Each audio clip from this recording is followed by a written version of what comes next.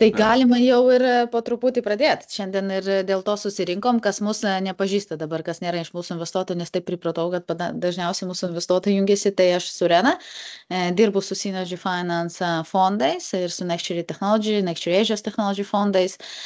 Lukas yra bendrai kūrėjas ir fondų valdytojas.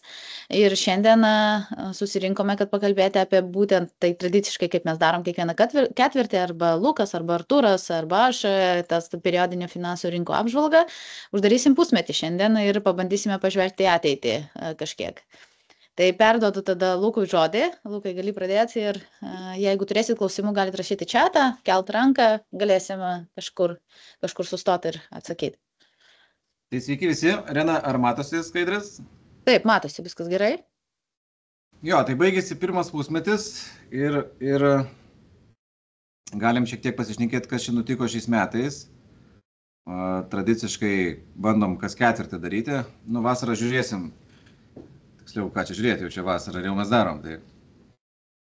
Tai sekantis turėtų būti jau rugsėjį. Bet, džiaugiamės, kad ir vasarą kažkas žiūri. Aišku, galbūt įrašą dar bus žmonių žiūrinčių. Tai šiandien keli pagrindiniai klausimai, apie ką norėčiau jums papasakoti. Tai kaip apskritai sekasi šiais metais pagrindiniam turto klasėm.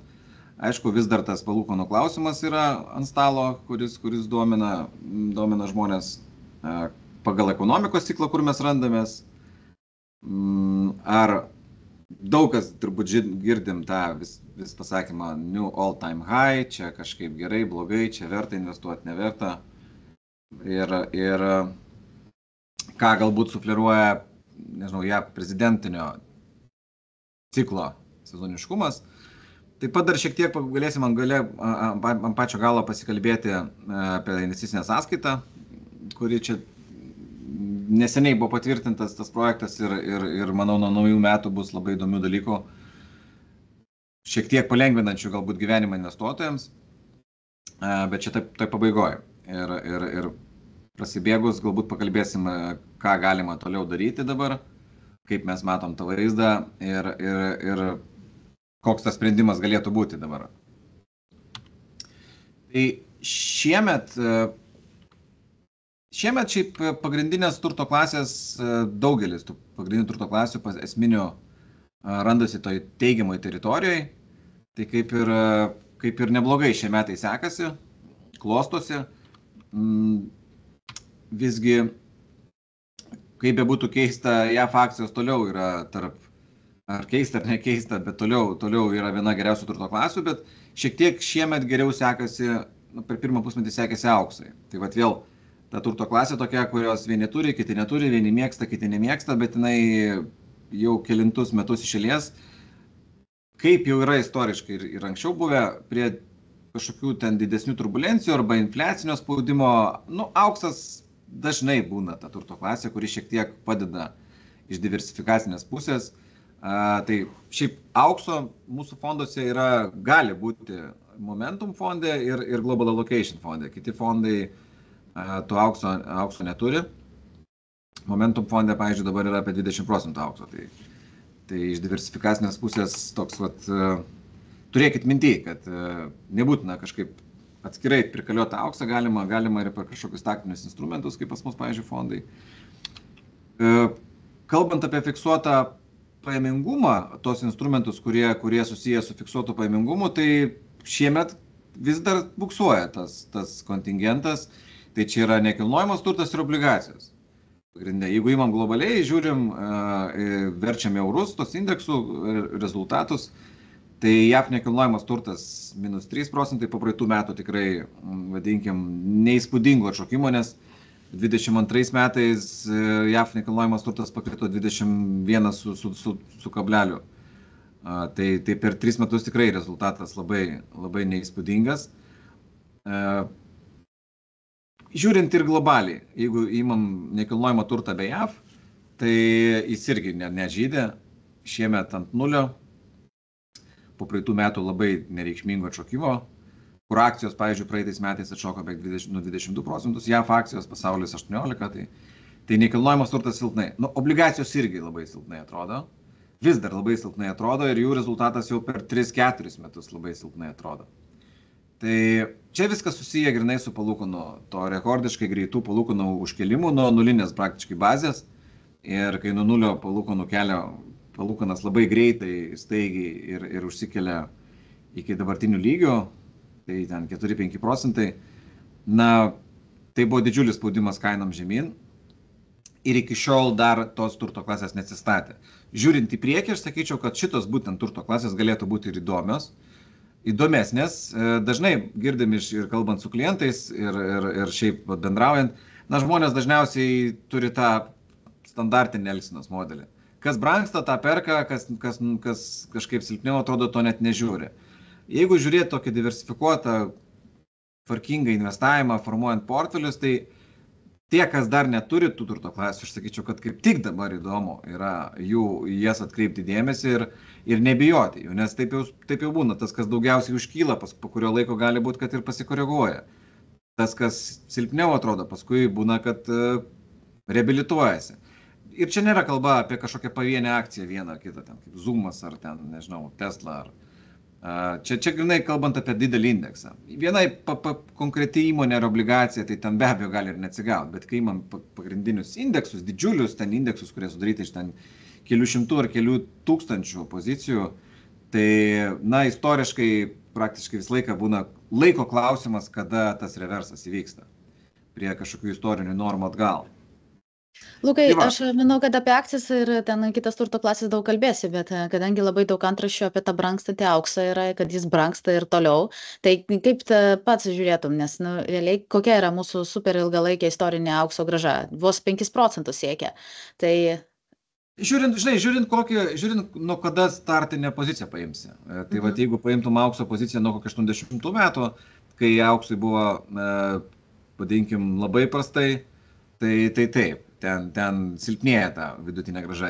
Dauguma konsultantų rodo nuo 2000 metų grafiką. Ir per tą periodą auksas, na, įspūdingai pasirodė, ten dviženklė metinė grąža, ten gal net ir akcijas šiek tiek galėtų lenkti, jeigu taip idealiai paimtumėm. Šiaip į auksą mes nereikėtų žiūrėti į auksą ir mes taip ir per mokymus kalbam ir su klientais ir savo fonduose tokią liniją laikom, kad auksas nėra kažkokia galbūt ta pozicija, su kuria reiktų labai stipriai koncentruotis ir turėti labai didelę dalį portfelio visą laiką. O kokia ta dalis? Vis tiek yra, ten 3 procentai, 5, kiek to aukso, jeigu atskirai dėti portfelį?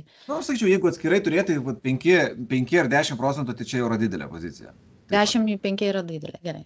Jo, tai 5-10 čia jau yra turbūt tokios rėžiuose taip žiūrėti, kad tai nebūtų iškreiptas labai stipriai tas bendras vaizdas. Tai jeigu jau ten 50 procentų ar panašiai, nu tada mes labai auksiniai tampam ir tada priklausom smarkiai nuo vienos turto klasės, kas galbūt daugokai. Bet, tai vat, pavyzdžiui, Momentum fondas gali turėti 20 procentų aukso ir jis dabar turi maksimaliai, kiek jis gali turėti. Tai vat, mes taip labiau žiūrim, kad epizodiškai kartais to aukso atrodo apsimoka turėti, dabar ta pozicija teisinga atrodo, bet tai nėra 50 ar 70 procentų. Okay. Tai va, dabar šiaip įdomu, čia pasidalinsiu per praeitą, čia metų pradžioje, kolega Artūras darė tą apžvalgą ir buvo labai įdomu pasižiūrėti, tiesiog, ką mano pagrindiniai tie mokikanai, didžiausi prognozuotojai, didžiausi bankai, galingiausios tos institucijos.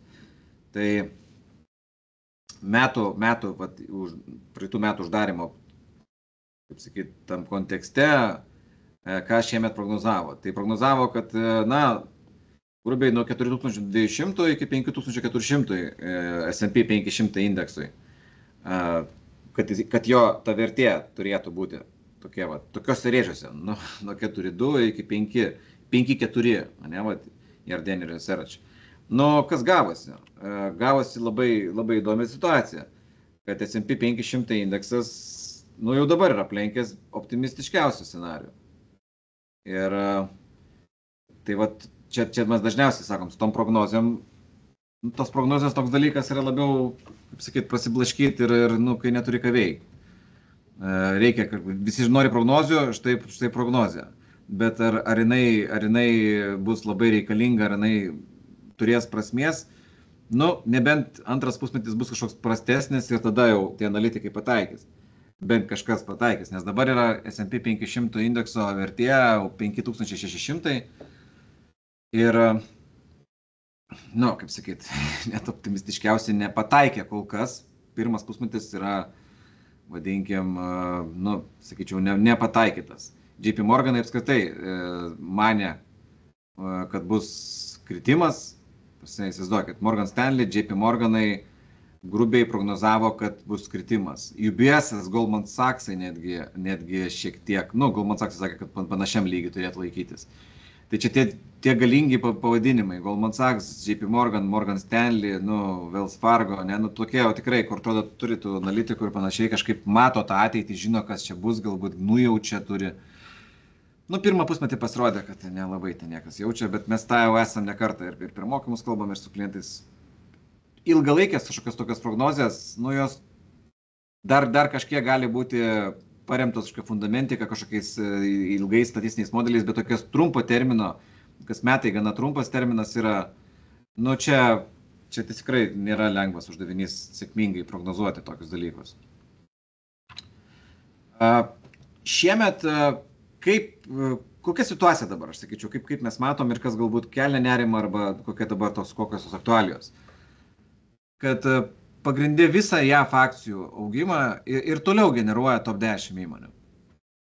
Tai daug kas dabar susiduria su tokia dilema, atrodo, kad kas ypač daugiau diversifikuoja ar kažkokia platesnės diversifikacijos tą portfelį turi, jie žiūri tas kažkokius rezultatus ir galvoja, tai kaip čia taip atrodo, tai neblogi rezultatai pasaulio akcijų indekso arba JAF akcijų indekso, bet pas mane taip galbūt gerai nesigauna.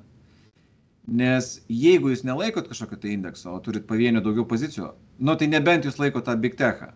Jeigu Big Techo nelaikote, turit kitokių kažkokių pozicijų, tai automatiškai jau kelis metus iš eilės kuriozinė situacija. Sakyčiau, nuo 20 metų jau užsisuko toksai trendas, kad tiesiog top 10 įmonių rezultatas praktiškai tempia. Čia kalbant apie JAV labiau. Kadangi JAV dabar sudaro labai didelį dalį ir pačia pasaulio akcijų indekse, tai ir pasaulio akcijų indekse tas pats atsispindi. Bet didžioji dalis grubiai viso augimo, tai 77% šiemet to JAV akcijų indekso augimo grubiai atėjo iš top 10 įmonių. Tai jeigu yra S&P 500, tai įsivaizduokit, yra 500 įmonių.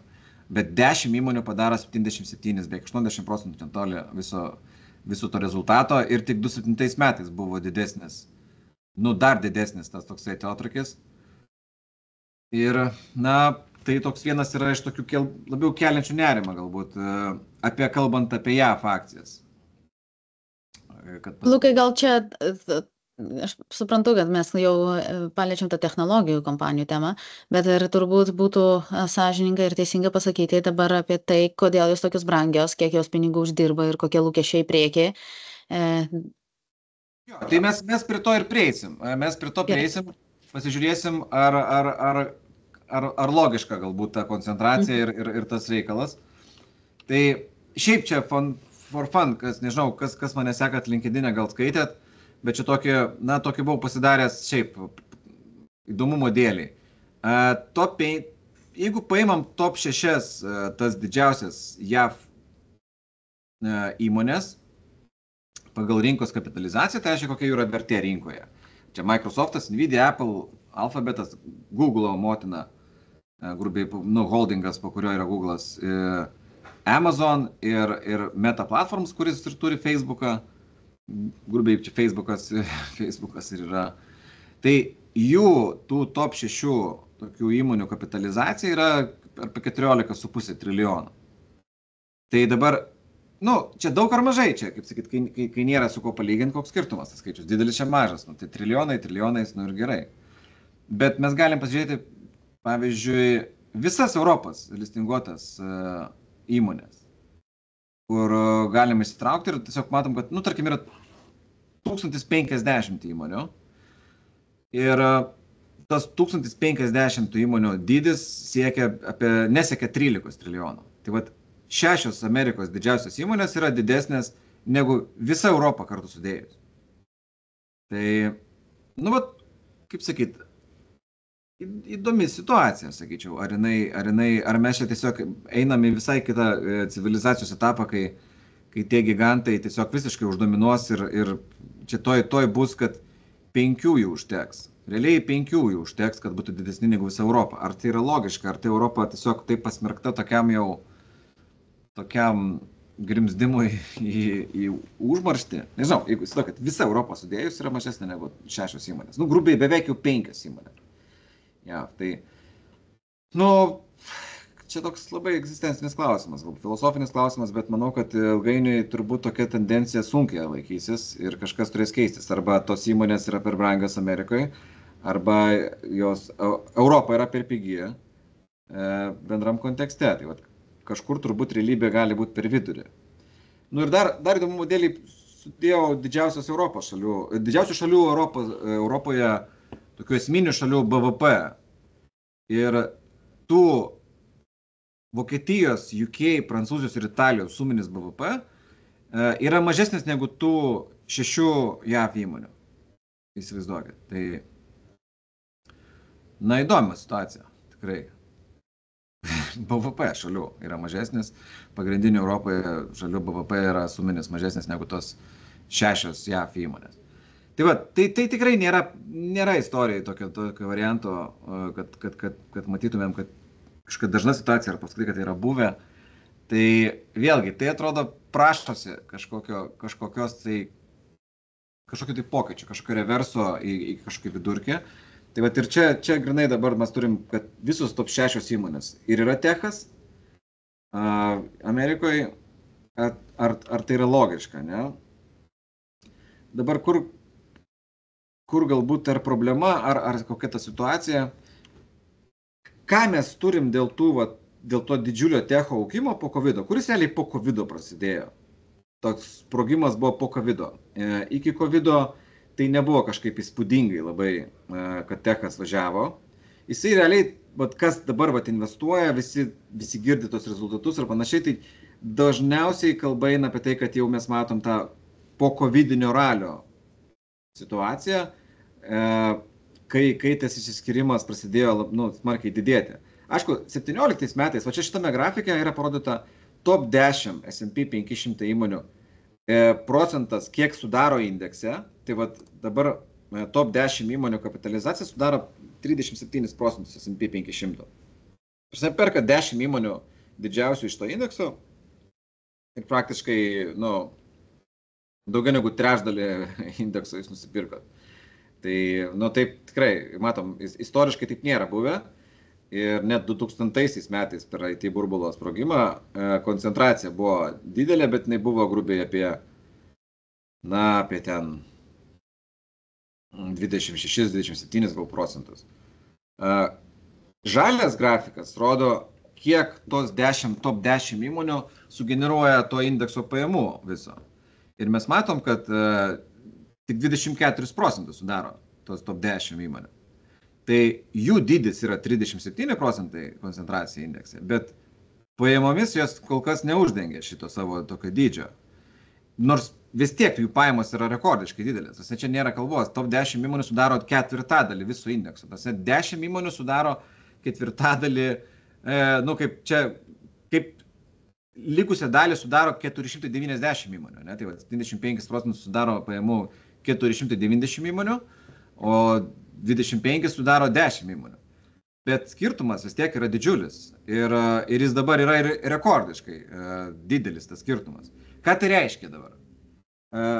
Viskas dabar yra paremta ateities pajamų prognozė.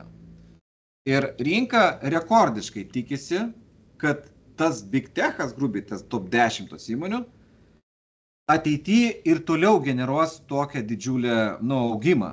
Tai įdomu galbūt yra tai, kad realiai iš tų top 10 Nvidia yra neįtikėtina tą augimą jau dabar pasiekusi, bet rinka mano, kad ir toliau važiuos, bet pavyzdžiui paėmus tokį kaip Apple, Apple kaina pastarosius 3 metus auga, bet pajamų augimas Apple kaip kompanija yra labai niekinis, tarsi labai minimaliai pajamos auga.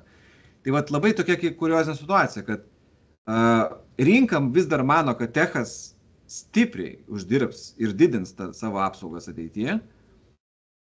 Klausimas, ar tai pasiteisins. Ir šiaip investuojant tokioje situacijoje, mes turim sunkesnę situaciją.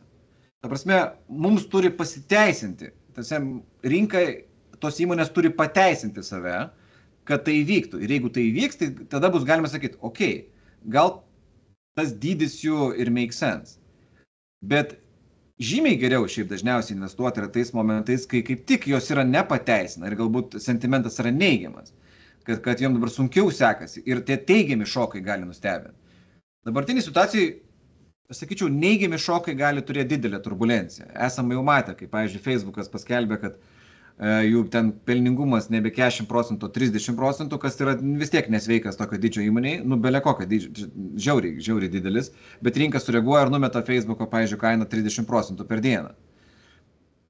Tai čia tokie būna neigiami šokai. Ir aš manau, kad ateityje, natūraliai gali būti daugiau tų neigiamų šokų Big Tech'e, kas šiek tiek, tiesiog bus daugiau turbulencijos, aš manau. Natūraliai turėtų būti daugiau turbulencijos. Bet inercija yra didžiulė. Dabar tiesiog pasaulis eina iš proto dėl Big Tech'o, visi jo turi, visi jo nori.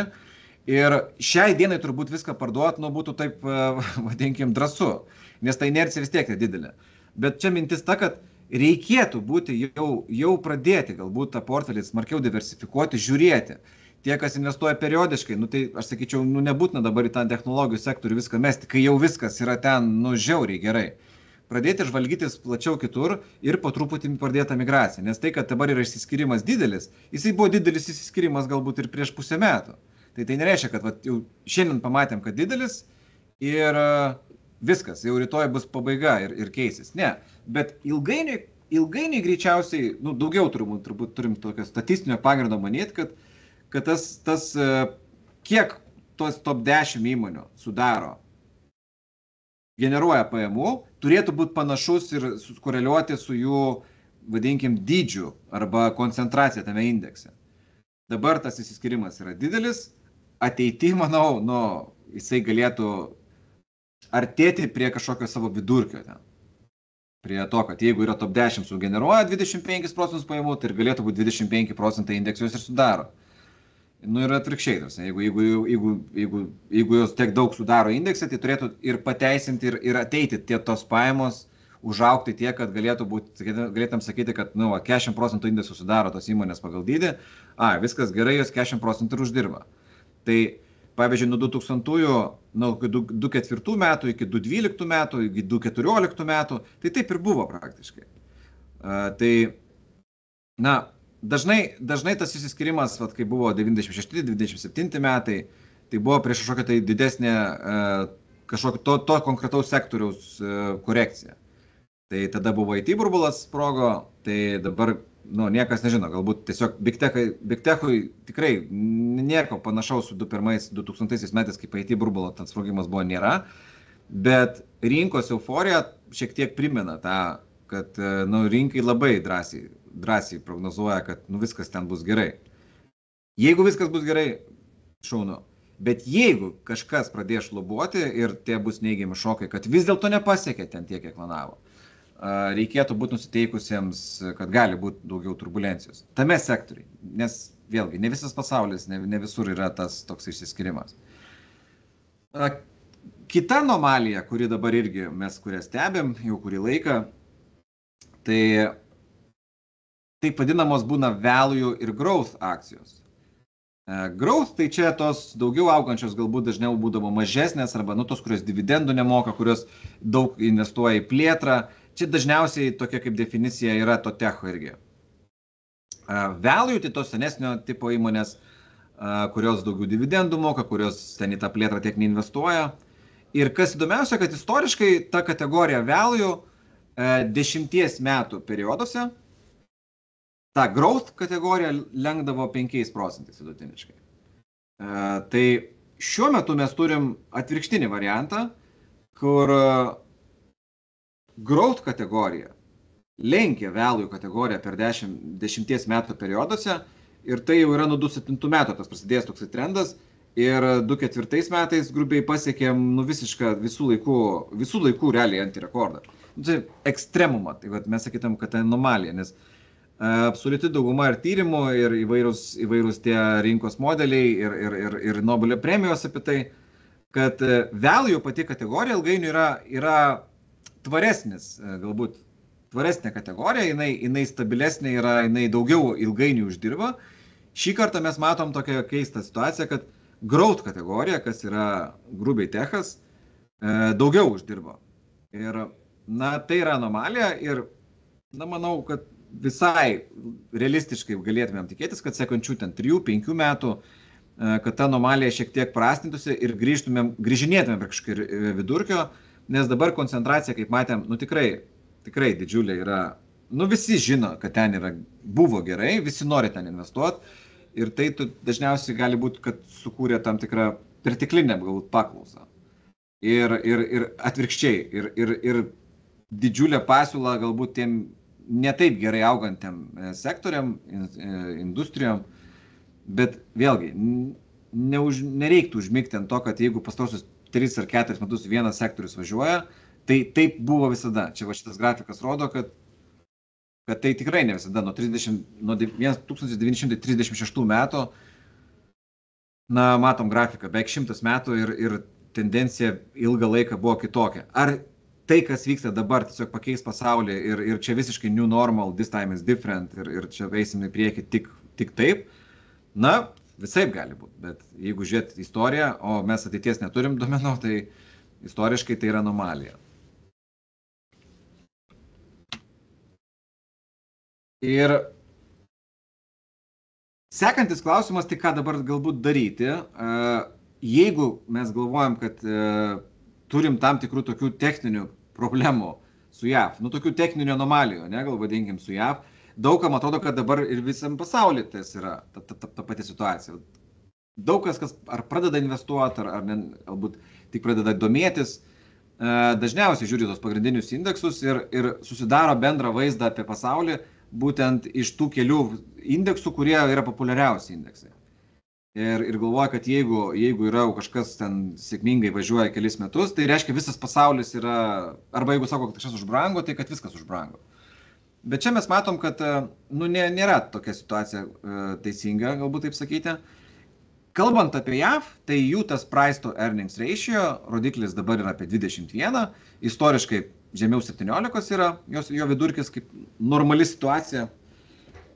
Remiantis ilgalaikiais tyrimais, tai be abejo į kažkurį tai regioną arba nišą statistiškai geriau yra investuoti tada, kai jos yra santykinai pigios. Pigios tai reiškia, kai yra tas PE rodiklis, price to earnings mažas. Price to earnings, tai čia labai paprastai galite suprasti, kaip indėlio price to earnings yra toksai, įdedi 100, gauni 4, vadinkim. Tai šitoj vietoj price to earnings yra indėlio 25, grubiai, tarkim, toksai. Tai su akcijom yra taip, kad grubiai kiek reikia įdėti pinigų, kad gautum vieną pinigą pelną. Kiek, taip galima sugalvoti. Tai dabar reikia įdėti 21, kad gautumėm vieną pinigą to pelno.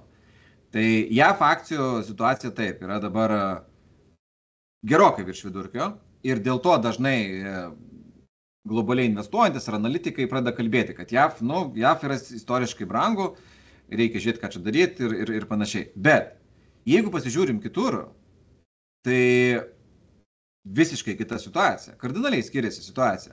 Pavyzdžiui, japonai yra ženkliai pigesni negu vidurkis yra, negu jeigu istoriškai yra. Europa be UK irgi yra šalia vidurkio. Emerging markets yra šalia vidurkio. Ir turbūt daugiausiai išsiskyrimas yra Kinijoje. Dėl geopolitinės situacijos, šiaip Kinai turi tą savo dabar prieskonį ir bendram karo su Ukraina, Rusijos kontekste. Nelabai mėgiamas galbūt regionas yra ir Trumpas pradėjęs tą Make America Great Again, ta sankcijų karai, trade wars su Kinija. Tai Kinijos akcijos yra istoriškai dabar labai pigios. Nu, tas labai pigios tai nėra rekordas. Prastesnė dar situacija turbūt buvo prieš kelis metus. Bet vis tiek dabar tas PA apie 9,5 Kinijoje yra ženkliai mažesnis negu jų ten istorinis kažkoks vidurkis. O koks yra istorinis vidurkis apie JAV, kalbant apie rodiklį? Tai yra labiau 17 ar 18, kiek procentų viršijam? Šitame grafike tas vidurkis yra ta violetinė linija. Tai jis yra apie 17. Tai dabar apie 40% mes esame virš to ilgalaikio vidurkio kažkur. Jo. Ir tai nereiškia, kad rytoj tas vidurkis turi būti pasiektas arba kažkaip atkristi, nes matom, diapazonas tai yra nuo PE grubiai 10 iki 24, pavyzdžiui. Nu, va, toksai. Čia viso indekso. Bet mes netoli esame viršutinės ribos. Žymiai geriau ir parankiau, jeigu vadinkim, investuoti JAF akcijas būtų tada, kai tas PE būtų žemiau vidurkio. Bet tai kalbant apie ilgalaikį, 5-10 metų periodas toksai, nes trumpuoju laikotarpiu tas PE nėra, kad labai daug parodo. Tai kad dabar didelis PE, tai nereiškia, kad rytoj bus jis mažas. Nors, kad rytoj per dieną susitvarkys.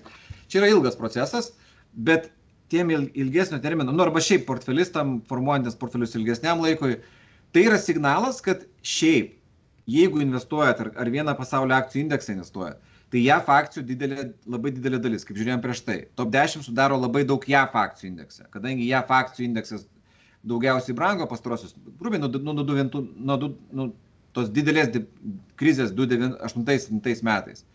Daugiausiai, kaip regionas jisai brango, tai jo įmonės užaugo daugiausiai ir sudaro dabar didelę dalį labai indeksą, istoriškai irgi pasaulio akcijų indeksą.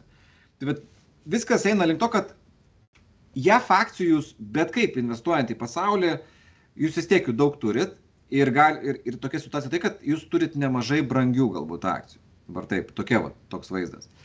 Tuo tarpu pasaulio akcijų indekse Japono, emerging markets arba Kinijos arba tos pačios Europos istoriškai yra mažai. Ir ten situacija yra geresnė. Tai čia atsiranda poreikis tos diversifikacijos ir šiek tiek jau turėti kažkokį tą sprendimą, kaip būtų galima portfelį įsitraukti. Tai mes savo fonduose tą darom automatiškai, turim tą aiškią strategiją. Paprastai žmonėms aš manau, kad tai yra didžiulė problema dabar. Jie pradeda investuoti, pradeda žiūrėti, ką investuoti ir nusiperka JAV. Čia turbūt pagrindinė išvada būtų tokia, kad čia tikrai nereiškia, jeigu JAV yra brangu, kad jis nebrangs toliau, jis gali brangti toliau, bet žiūrint iš perspektyvos kitų regionų, atrodo, kad jie turi to augimo pagreičio, vietos augimo pagreičiui arba tam atšokimui didesnės galimybės negu JAV. Tai reiškia, panašu, kad kiti regionai, žiūrint iš šiandien būtent perspektyvos pusės, kad gali augti daugiau negu JAV. Arba aš dar pasakyčiau, jiems yra mažesnis stresas pateisinti savo dabartinę kainą. O taip yra. Tai reiškia, jeigu kažkokios turbulencijos rinkoje, tai kiti regionai svyruos mažiau negu JAV. Tai galim daryti tokią prielaidą, nes ten nėra tokio perkeitimo galbūt, užkaitimo tokio nėra. Vėlgi, ta kaitra, JAV važiuoja ir važiavo ir gali toliau važiuoti. Bet jeigu kažkas susibuotų, jeigu Nvidia paskelbtų, kad sunkiau sekasi, kad Apple vis dėlto toliau buksuoja, kad neina ten tas Vision Pro, kad sunkiau eina telefonai, Google galbūt reklamos pajamos silpnėja, Facebookas galbūt vis didesnę konkurenciją jaučia iš tų video tinklų. Tai šitoj vietoj nepateisinus lūkesčių, tos akcijos gali daugiau kristi. Aš taip sakyčiau. Ir ypač joms buvo labai parankus scenarijus dabar, kai palūkanas užkėlė, o jau pajamos buvo didžiulės, didelis augimas, jos turėjo daug kešo ir jom tas palūkano užkėlimas buvo visiškai nesvarbus. Tas tokiam Apple ar Facebookui buvo, ar Google 100 metų, tarsi jie turėjo tik kešo, kad jie galėjo kitiems skolinti. Jiem kaip tik buvo toks, atrodo, periodas, kad gerai, tai mes galim netgi savo tos produktus pardavinėti su išsimokėtinai ir panašiai. Ir mums nereikia tiek kešo gauti dabar, mes galim netgi padėti ir paskolinti, padėti tos pinigus kai kitų situacija buvo ta, kad jiem kaip tik reikia skolintis brangiai, nes jie, nu, Jo.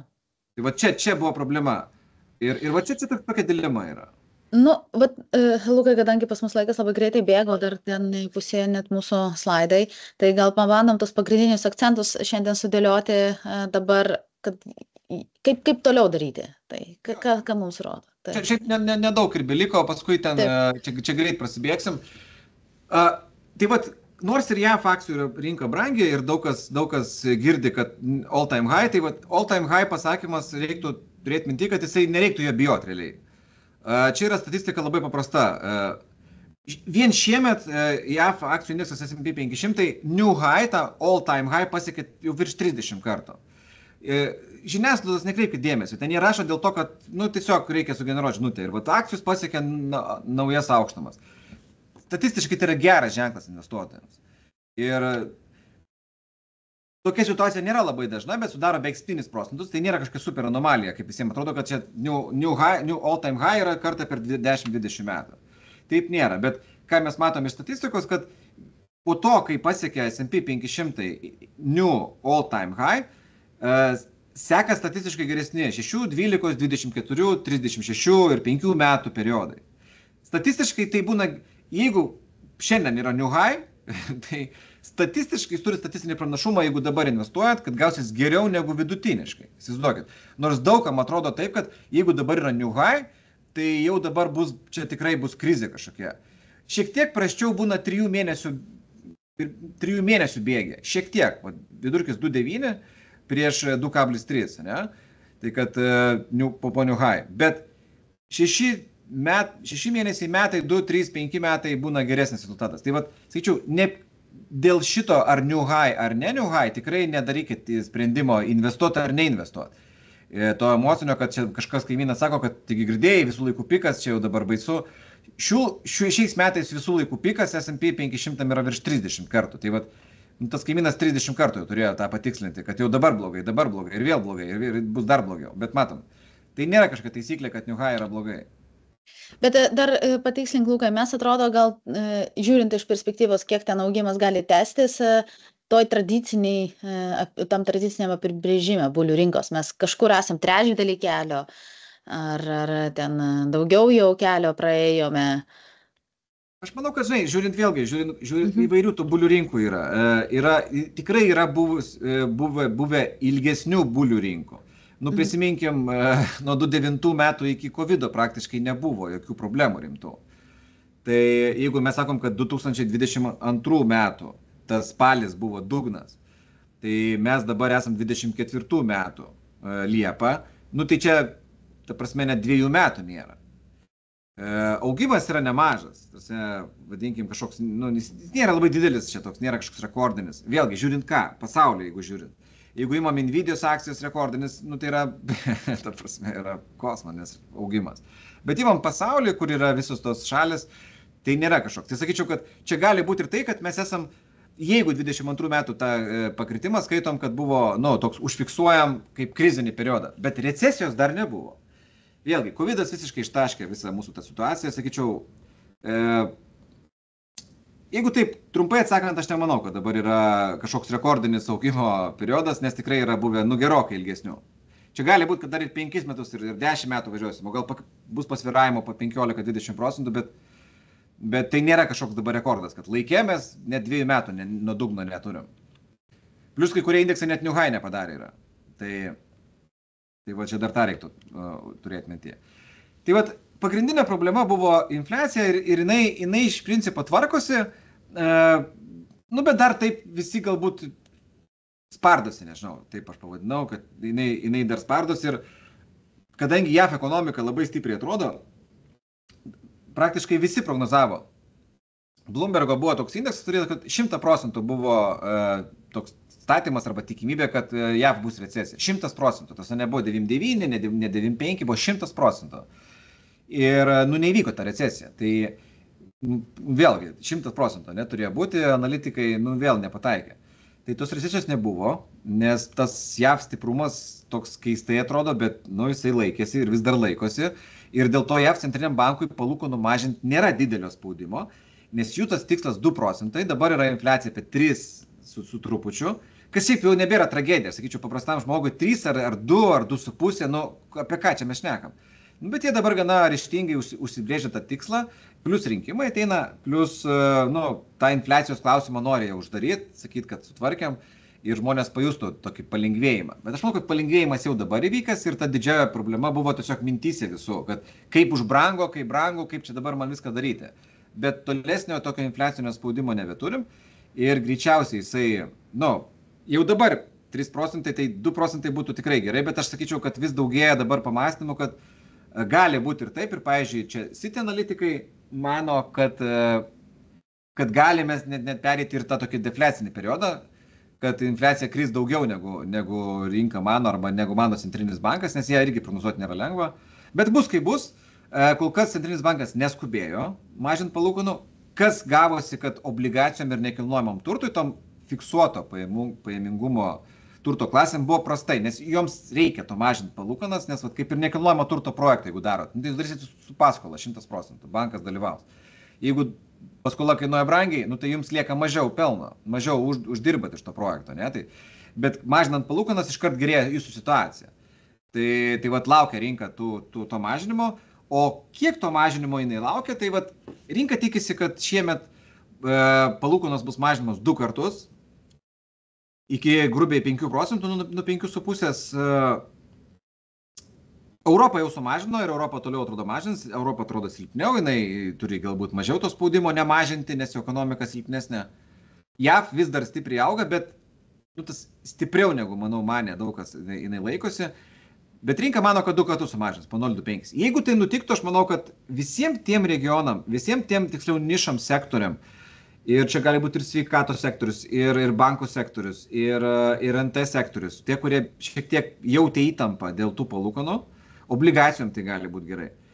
Tai jeigu tai vyks, galų gale, jeigu tas palūkanas pradės centrinis bankas mažinti, tai gali būti toks teigiamas galbūt ženklas, bet nebūtinai visiems sektoriam, nes tie, kurie sektoriai šiaip gerai gyveno per palūkanas užbranginus, padidinus, jiem nelabai yra galbūt kažkokio didelio dabar to privalumo, kad palūkanos mažins, tarsi, kad juos lyginant su kitais, jie kažkaip dar geriau atrodys. Tai čia gali būti ir tam tikras reversas, kad mažos kapitalizacijos įmonės, value kategorija, NT, obligacijos gali turėti šiek tiek galbūt geresnį periodą, negu turėjo pastaruosius 3 metus dabar.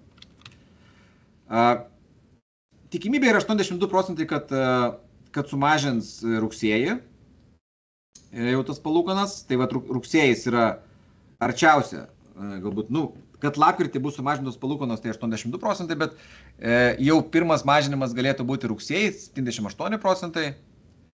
Ir per metus rinka tikisi, kad bus sumažintų procentų, 4 kartus grubiai. Bet vėlgi, rinka, kad tikisi, čia nėra kažkoks faktas, kad taip ir bus. Nes rinka jau anksčiau tikėjosi, kad tas palūkanas greičiau mažins, bet nieks nesuskaičiavo, kad ekonomika JAV taip stipriai laikysis. Bet anyway, būtų turbūt, jeigu per metus sumažintų 4 kartus palūkanas, aš manau, kad turėtumėm renesansą arba atsigavimą būtent tose small cap'ose, value kategorijoje. Tai čia vėlgi, ne big techas, čia yra ne didžioji dalis S&P 500 indekso. Čia gali būti, kad nebūtinai S&P 500 kris turėtų kažkaip stipriai, bet yra pilna kitur indeksų, kurie labai silpnai atrodė ir jiem galėtų būti paskata atsigauti. O kuriozas yra tai, kad daugelis investuotojų dabar ten net nedalyvauja, nes jeigu perka big techą, ten automatiškai praleidžia value ir nedalyvauja su small cap'ais. Iš ekonomikos ciklo stadijos situacija yra labai normali. Mes ir per mokymus kalbam ir su savo tais didžiausiais klientais, portfelistais turime tą dinaminį tokį, kaip galbūt portfelio valdymo, tokį konsultavimo tokį algoritmą. Tai mes žiūrim į ekonomikos ciklo stadiją. Tai ekonomikos ciklo stadijos yra, mes žiūrim grubiai ar gerėja ar blogėja situacija. Ir tą ciklo stadiją mes stebime pagal aplenkiančius indikatorius. Mes pastoviai apie tai kalbam 10 metų. Nežinau, dabar palūkanų normų inversija, arba palūkanas galbūt vis daugiau analitikų atranda, mes jau šnekam, sakau, virš 10 metų apie tą inversiją ir tos palūkanos stebėjimą. Bet kitas dalykas, ko dar labai mažai randu, kad ekonomistai ar investuotojai kalbėtų, tai aplenkiantys indikatoriai. Vis pažymė kažkokį tai, nežinau, BVP ar infliacija, ar dar kažkokius, bet tie yra vėluojantis indikatoriai. Svarbiau yra aplenkiantis indikatoriai ir mums vienintelis dalykas, kas dabar svarbu, yra, kad jie kyla. Ką tai reiškia praktiškai? Tai jeigu aplenkiantis indikatoriai krenta, tai čia yra, jau čia iš mūsų mokymų medžiagos, tai kas mokymų dalyviai žiūri, tai gali būti matę šitą grafiką, bet pasikartosiu, kad tais periodais, kai aplenkiantis indikatoriai, pasaulio aplenkiantis indikatoriai krenta, pasaulio akcijų indeksas beveik neauga, vidutiniškai jis neauga. Jis ant nulio, grubiai, tais periodais. Būtent tais periodais nutinka didžiausi kritimai ir panašiai. Kai aplenkiantis indikatoriai kyla, tai vidutinis mėnesio rezultatas pasaulio akcijų indekso yra 1,2%. Tai praktiškai visas tas ir susigeneruoja. Apie pusę laiko kyla, pusę laiko krenta grubiai tie indikatoriai ir iš čia atsiranda, kad vidutinis mėnesio tas rezultatas ir susigeneruoja praktiškai iš ten, kada tie aplenkiantys indikatoriai kyla. Ir jie dabar kyla nuo praeitų metų, jau ten vidurio, galbūt nuo praeitų metų vidurio pirmo ketvirčio galbūt, va taip. Jie kyla ir tai vad, kol jie kyla, mes sakom, kad viskas ok, jokių didelių problemų statistiškai mes nesitikim, bet čia yra viena mėnesių į priekį, gali apsikeisti. Viena mėnesį į priekį aš sakyčiau, kad mums yra ramu. Statistiškai yra ramu, kad iš makroekonominės pusės viskas yra tvarkoje. Ir jeigu žiūrėt statistiką toliau, kad jeigu palūkanas visgi šiemet JAV centrinis bankas mažins, tai nutikti turėtų stiprioje ekonomikoje, tai reiškia augant ekonomikai, tai ne visada būna palūkanų mažinimas geras. Čia reiktų dažnai žmonės kalba, bet nevislaik supranta, apie ką kalba, kad jeigu mažins palūkanas, tai akcijos kils. Palūkanas pradėjo mažinti ir 2007-2008 metais prieš Lehman bankrotą ir akcijos nekilo. Tai va, žiūrint, kokioje situacijoje mes tas palūkanas mažinam. Jeigu mes turim didžiulę kažkokią krizę, ne, ir jau viskas blogėja, ir mums reikia kardinaliai gerinti situaciją, kad neturėtum ten depresijos kad nebūtų didelės tragedijos, ir tada palūkanas mažina, tai ten akcijom tai nėra kažkoks labai geras, nes tiesiog problema ekonominė yra per didelė, kad akcijos kiltų. Bet jeigu palūkanas mažina, kai ekonomika yra stipri, o jinai dabar tokia yra, tai absoliučiai visi variantai 3, 6, 9 ir 12 mėnesių sekantis, po to, kai pradėdavo tą ciklą mažinimo, JAV centrinis bankas, akcijos brangdavo, be šimčių, nebuvo kitaip, nuo 71 metų nebuvo kitaip. Tai dar vienas teigiamas toksai yra, kaip sakyti, ženklas, kad, atrodo, kad čia jau reiktų kažkokio tos juodosios gulbės scenarijaus labiau, kad kažkas pasikeistų. Tai jeigu mes neturim kažkokių neįtikėtinų naujų dalykų, nežinau, nenusileidžia ateiviai, neprasideda trečias pasaulinis karas, tai atrodo, kad JAV centrinio banko palūkanų mažinimas, remiantis pastarųjų 50 daugiau metų istoriją, turėtų būti teigiamas akcijų rinkai. Turėtų būti teigiamas ženklas. Čia turbūt svarbu pasakyti, kad mes kalbam apie JAV ekonomiką, nes Europoje žiūrint ten į skirtingas šalis situacija kitokia ir dažnai investuotojai klausia. Pirma Europa pradėjo šiais metais mažinti palūkanas ne iš gero gyvenimo. JAV kaip tik situacija šiek tiek kitokia, ten ekonomika laikosi šiek tiek ir geriau, matome iš visų tų kol kas duomenų. Tai mes kalbame būtent apie JAV rinką. Jo. Aišku, dabar toks kuriozas, kad jeigu žmogus investuoja pasaulio akcijų kokį nors ten krepšelį, tai jisai automatiškai 70% grubiai beveik turi JAV. Tai čia tai gali visą indeksą irgi dar kurį laiką patraukti. Bet sakau, kuriozinė situacija. JAV akcijos yra brangios, bet kol kas ženklai nerodo, kad artimiausių metų, tas artimiausių mėnesio, 3-6 mėnesių kažkokia didelė problema. Tiesiog turbulencija gali būti, svyravimai gali būti didesni. Bet atrodo, iš tų kelių statistinių kampų, kur mes žiūrim, makroekonomikos arba tokių palūkanų mažinimo, tokioje situacijoje atrodo, kad statistiškai būti geriau investavus, negu būti labai dabar atsargiai, aš taip sakyčiau. Krizės laukimas kartais būna labai brangus dalykas. Žmonės būna labai konservatyviai nusiteikę ir laukia ir kartais laukia 5 metus ir per tos 5 metus padvigubėja tas indeksas ir dabar, jeigu jis nukristų 50%, gautum tą patį, negu būtų belaukdamas. Ne? O jeigu nenukris, tai... Tai va, ir čia jau prie pabaigos, kad šiemet amerikiečiai renkasi prezidentą ir čia irgi tokia įdomi situacija, kad šiaip antras pusmetis būna geresnis prezidentinio rinkimų metais, bet šiemet mes turim keistą situaciją, kad kandidatai buvo gana aiškus jau nuo pat pradžių.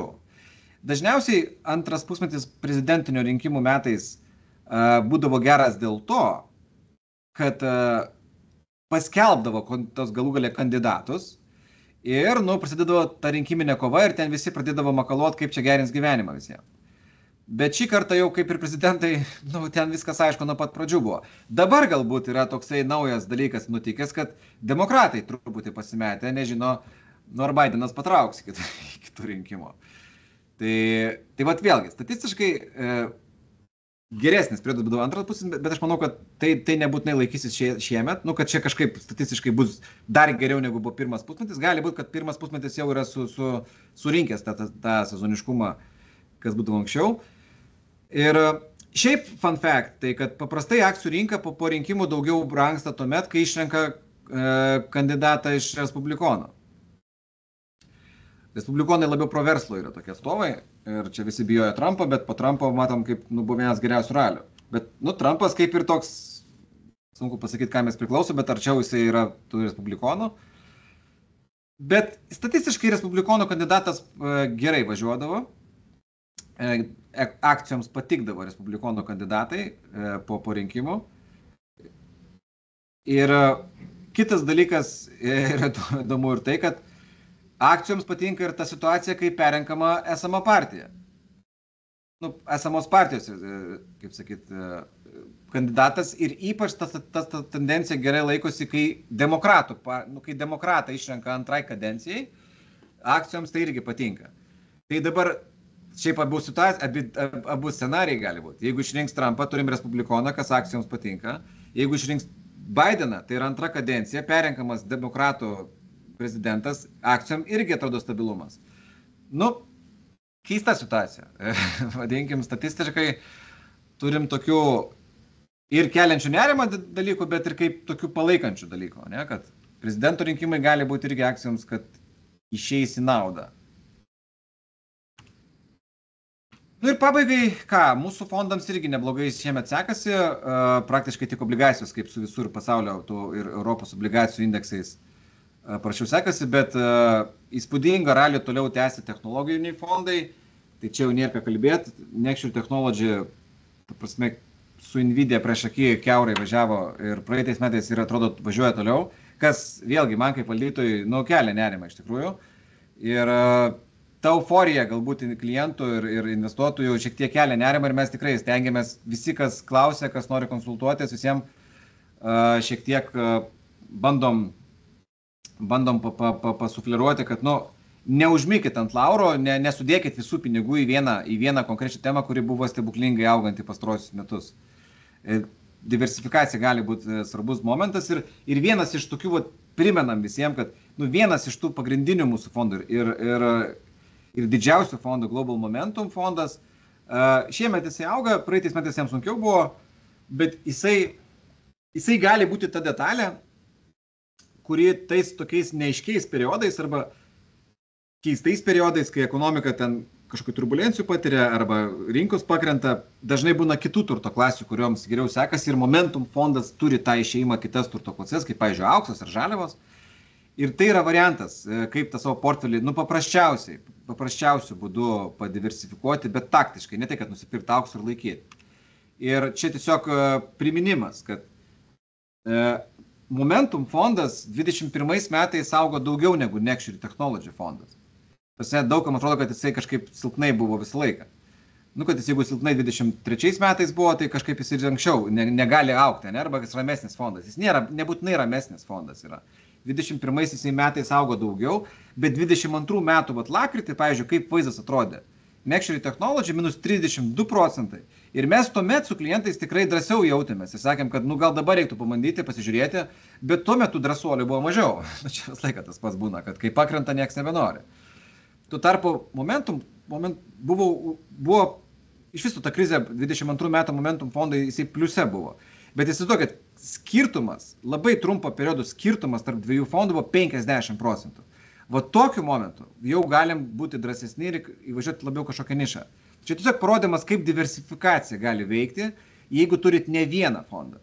Jeigu turit ne vieną kažkokią konkrečią nišą, bet turit skirtingą logiką ir skirtingom turto klasėm vairuojančius fondus. Nu ir išvados tiesiog, kaip ir kalbėjau, pasaulis šiais metais atrodo neblogai, akcijos daugelį regionų atrodo neblogai, kiek prašiau galbūt besistančios rinkos, geriausiai vis dar atrodo JAV. Infliacijos baubas traukiasi ir rinka tikisi jau to palūkanų mažėjimo. Aš manau, kad kuo toliau, tuo mes mažiau girdėsim apie centrinio banko vaidmenį, kaip ten kas daro, vis mažiau iš eterio išlys, mažiau žmonėms bus klausimų ir domėjimuose, ką tas centrinis bankas veikia. Aplenkiantis indikatoriai signalizuoja augimą, kas statistiškai dažniausiai yra tas geresnis periodas būti in the market, akcijų rinkoje. Tačiau JAV akcijos toliau daugiausiai brango, toliau tas išsipūtimas, koncentracijos dydis, indeksas Big Techo ir tų didžiausių įmonių yra didelis, tai tas kažkiek kelia nerimą, nes ta koncentracija yra rekordiškai didelė. Tai vat, pravartu žvalgytis ir po truputį tą portfelį bandyti rebalansuoti į kitus galbūt regionus, į kitas nišas, net ir ta pati JAV yra ok, jeigu mes įsitraukiam small cap, tos mažesnės įmonės, mažesnės kapitalizacijos įmonių arba vertės akcijų. Ir svarbiausia yra diversifikacija. O tą sprendimą vėlgi galite padaryti ir patys, ir per ETF-us, kaip ir daugelis mūsų fondų tą daro, bet mes tuo tikslu girdėdami, ką klientai, ką kalba, ko nori, mes tiesiog suformavom kelis tos pagrindinius pavyzdinius portfelio krepšelius, kuriuos galite rasti, šitą QR kodą dešiniai įdėjau, kad kas žiūrės ar įrašą, ar dabar galite tiesiog labai lengvai rasti. Ir ten matysit, tas pats Momentum fondas kiekvienam iš tų portfelių pavyzdinių sudaro po 30%. Galėsit rasti statistiką nuo 97 metų ir pasižiūrėti, kaip kas atrodo. Tai tikrai, jeigu turėsit klausimų, skambinkit, rašykit, padėsim jums tą portfelį susiformuoti ir nebereikės galbūt kažkaip dvejoti ar gyventi tokioj nežinomybėj, ką man dabar daryti. Nes vienas iš variantų yra tiesiog, mūsų fondai yra taktiniai, tai tiek akciniai, kaip didžiausias mūsų fondas Global Equity fondas, jisai turi small cap ir turi value ir gali pilnai su pusė fondo išeiti iš JAV, jeigu reiktų. Tai yra tiesiog, kas nenori apsikrauti, kas nori galbūt atostogauti ir ne per daug domėtis rinkom. Tai yra labai paprastas sprendimas, tai kviečiu tikrai susipažinti. O paskutinis jau visiškai čia taip finišuojant su šitą prezentaciją, tai nutiko geras dalykas Lietuvoje, investicinės sąskaitos projektą patvirtino Seime, detalės dar būtų tikslinamos, kaip tai realybėje veiks, bet grubiai, labai grubiai, jeigu norėsit plačiau, tai spauskit QR kodą, mūsų investavimas LT podcastus darom grinai tokius labai švelnaus turinio, nebūtinai profesionalams ir panašiai, visiems subalansuotas turinys, tai pasižiūrėkit su visa ministrė, mes turėjom tokį pokalbį, kolega Artūras, bet grubiai labai logika paprasta. Jeigu jūs turite, tarkim, investuojat po 1000 eurų kas metus, ir taip investuojat 5 metus, pavyzdžiui. Tai kas metus po mėnesį po 1000 eurų, tai per 5 metus 60 000 eurų, ne, kažkas gaunasi. 60 mėnesių. Ir paskui, tai jūs sudėjot 60 000 į tą per investicinę sąskaitą investavot, jie galėsit per banką atsidaryti, daug bus tų variantų. Bet kas dabar buvo, kad jeigu ištraukėt nors 1000 ar 5000 iš tos sumos, iš karto GPM-as įsijungdavo nuo pelno. Bet kas dabar bus naujo, kad jeigu jūs įdėjot 60 000 ar 6 000, nesvarbu, ne ta suma, ir ištraukėt paskui po 5 000 kas mėnesį ar kas metus, tai bus skaičiuojama GPM dar neatsiras tol, kol jūs neištrauksit 60 000. Tai jeigu investavot 10 000 per investicinę sąskaitą, kol 10 000 neištrauksit, tol bus labai aišku, kad jūs pelno neturit.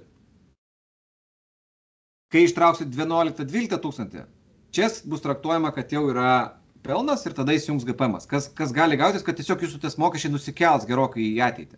ir nereikės čia strateguoti, dabar investavau, bet reikia biški pinigų, parduosiu GPM, bet paskui vėl noriu investuoti. Ta problema išsispręs. Ir čia pagrindinė, turbūt, pridėtinė vertė šito projekto. Ačiū, Lukai, labai tikrai daug išsamios informacijos. Aš tikiu, kad dabar mūsų pusė investuotojų turbūt iš pliažo ten kažkur taip jau palnėm sėdė ir klauso mus. Tai toks aktyvumas nesu per didelis, kaip mes esam pripratę, bet tiesiog jo, registruokitės į Synergy Finance puslapyje, jeigu norėsite konsultacijos. Pagrindinė išvada, kad all-time high yra dažniausiai daug geresnė žinutė, negu visi galvoja, ir investuoti tikrai yra drąsiau galima ir nelaukti kažkokių pakritimų. Tai lauksim jūsų klausimų tiesiogiai. Ačiū. Iki kitų kartų. Iki.